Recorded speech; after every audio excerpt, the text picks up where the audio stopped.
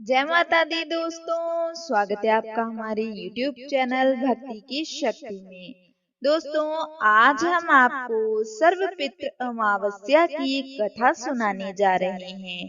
तो चलिए शुरू करते हैं। श्राद्ध पक्ष में सर्वपितृ अमावस्या का बहुत ही महत्व है। यह पितरों को विदा करने की अंतिम तिथि है।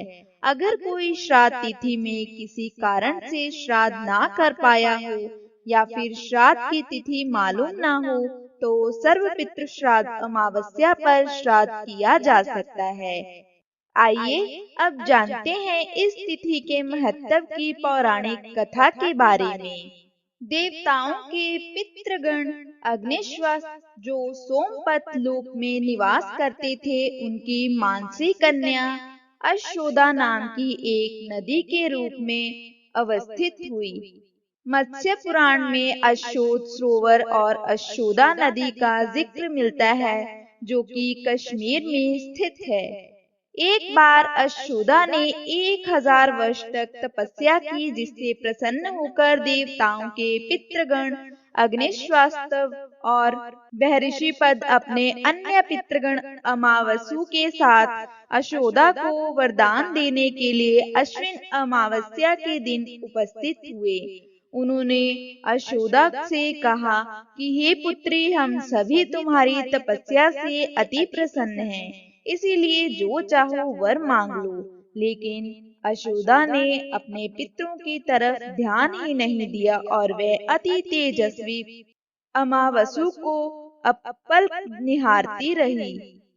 पितरों के बार बार कहने पर उसने कहा, हे भगवान, क्या आप मुझे सचमुच वरदान देना चाहते हैं? इस पर तेजस्वी पितृ अमावसु ने कहा, हे अश्वोदा, वरदान पर तुम्हारा अधिकार सिद्ध है, इसीलिए निसंकोच होकर कहो।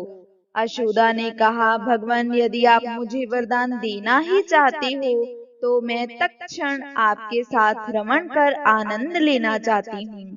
अश्वोदा के इस तरह कहे जाने पर सभी पितृ क्रोधित हो गए।